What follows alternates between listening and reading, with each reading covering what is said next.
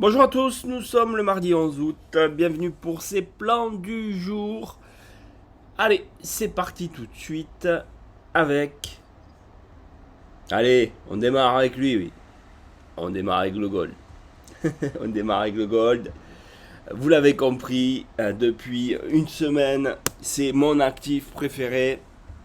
Depuis qu'il a cassé ce niveau des 4200.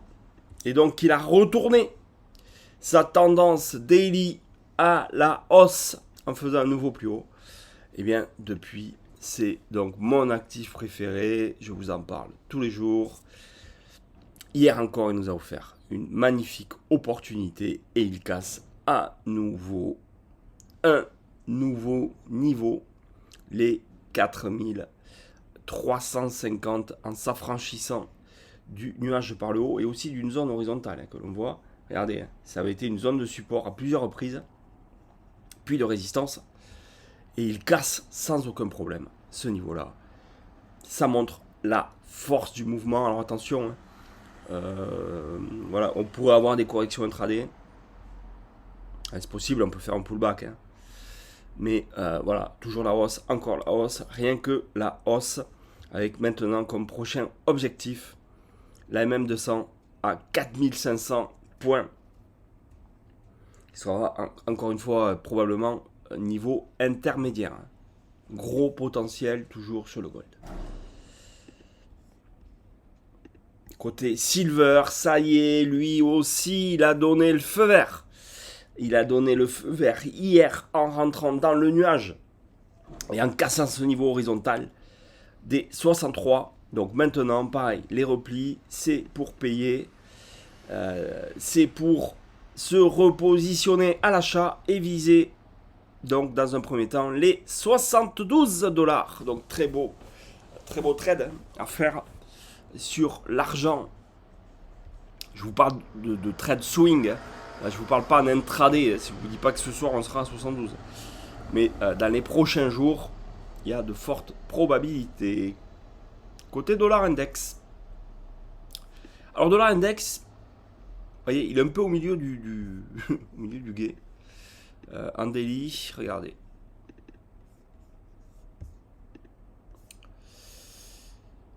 Pas confortable pour se positionner. Si on remonte là, vers les 99-80, ça serait une bonne zone pour se repositionner à la vente. Donc et viser les 99-20 et ensuite les 98-65. Je vous rappelle que demain on aura les chiffres de l'inflation aux États-Unis. Et oui, ça revient vite. Chiffres qui sont évidemment très très importants et qui vont donner le tempo de la fin de semaine. Donc il se peut aussi qu'il ne se passe pas grand chose en attendant les chiffres de l'inflation de demain. Voilà. On peut très bien soit se positionner sur le support, soit se positionner sur la résistance d'ici demain en fait. Voilà. Mais bon, toujours pareil, mes objectifs, c'est de revenir là et de casser cette zone à moyen terme. Je vous dis à moyen terme, c'est pas dans 3 mois. D'ici quelques jours, semaines. Ok. Du coup, côté euro-dollar, eh ben oui, toujours cette target des 1,1605 sur l'euro-dollar, évidemment. Ça n'a pas changé. Bon, pour se positionner, ce serait bien d'aller chercher un petit peu plus bas. Là aussi, ce serait plus confortable, vous voyez, de revenir sur les 14,90. Ce serait plus confortable. Maintenant, le mouvement peut très bien partir de là où on est. Le pétrole. Alors, le pétrole, je vous en parle parce que c'est intéressant. Vous voyez que ça patine toujours côté Iran. Donald Trump, il va toujours d'ego, de bluff, etc. Mais on voit bien que c'est compliqué pour lui. Si on retourne dans cette zone-là, 85, 88, ce serait une super zone pour vendre en swing le pétrole. Je le dis, je le répète. Je vous l'avais déjà dit quand on avait tapé là. C'est la même chose pour moi. Le timing, on n'est pas encore là. Ça peut très bien, on peut très bien avoir un pétrole qui qui s'effondre maintenant. Mais la zone idéale, elle est vraiment là. Donc moi, je suis en attente. Disons que si on n'y va pas, c'est pas grave. Mais si on y va, je manquerai pas le short, ça c'est clair. Ça c'est clair. Je vais vous montrer le USD Yen. Ça me semble intéressant que je vous en parle. Parce que l'USD Yen, déjà vous voyez en daily, vous voyez que l'USD Yen rebondit bien. Hein. Il rebondit très très bien. Il a repris 420 pips depuis son plus bas. Hein, depuis l'intervention conjointe des États-Unis et du Japon. On voit bien que l'USD Yen, avec la bougie d'hier, peut très bien retourner sur cette zone majeure, hein, les 160,40 là.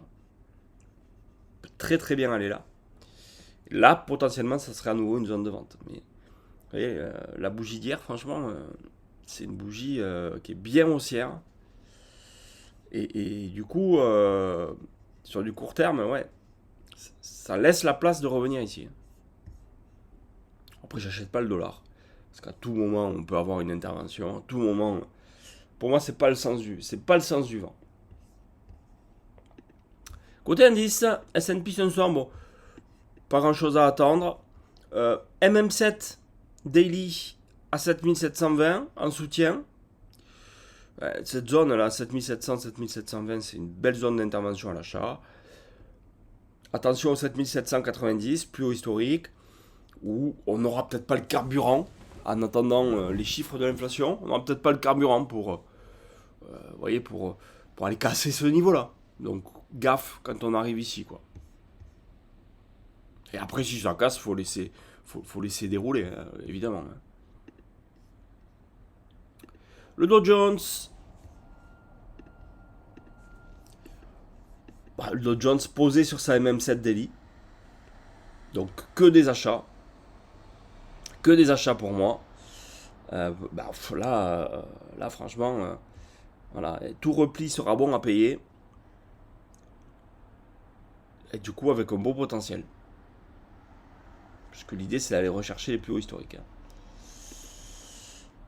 Côté Nas, superbe, hein, on a la MM7 daily aussi en soutien, juste en dessous. Donc plutôt les achats également, pour aller chercher quoi? Aller chercher les précédentes mèches hein, haussières vers les 30 000. Et puis on a vu que vers les 30 000, on a eu des vendeurs qui ont apparu. Alors évidemment, hein, mon objectif c'est toujours de revenir sur le plus haut historique, hein, vers les 30 500, 30 600. Mais bon, je vous dis, on a les chiffres de l'inflation demain. Est-ce que ça voudra partir avec vigueur avant les chiffres? Excellente question, je n'ai pas la réponse. Le Russell est posé sur sa MM7 daily aussi. Voilà, c'est top hein, pour aller chercher à nouveau le plus haut historique vers les 3050. Rien à dire de plus. Toujours, voilà, moi je suis toujours dans le sens des achats côté indice. Côté métaux, vous l'aurez compris. Forex c'est un peu plus incertain, donc voilà, je trouve qu'on est un peu au milieu. C'est assez risqué de prendre des positions maintenant. Et puis, allez, côté crypto, voyons, tiens, l'Ether. On peut au milieu de nulle part. Ouais, l'Ether, on a une belle zone d'achat, peut-être vers les 1820, vous voyez. Pour aller chercher, c'est 1980. Franchement, on a tellement d'actions sur d'autres actifs que c'est pas très très utile d'aller, je crois, se disperser. Côté européen, allez, un petit tour sur le DAX. Bon, et là, ça a même 7 daily dessous aussi. Bon, si, voilà, le DAX, plus haut historique qui est vendu pour le moment, c'est là. On essaie de payer, pas payer là, mais payer des replis. Puis si ça casse, c'est reparti hein, pour de nouveaux plus hauts. Hein. On va pas s'arrêter un 6 mois en juin. Voilà, je crois que franchement, pas beaucoup. Voilà, il faut juste garder en tête que demain on a les chiffres de l'inflation, qu'on est que mardi. Bon, on va peut-être pas s'enflammer aujourd'hui, quoi. Voilà, c'est tout. Mais Mais probablement qu'on va avoir de beaux trades à prendre. N'hésitez pas à me solliciter hein, en MP si vous avez des questions, quoi que ce soit. Le but maintenant de me concentrer sur les membres, c'est justement ça, de vous aider aussi à pouvoir monter en compétences et à devenir réellement autonome. Très belle journée à tous.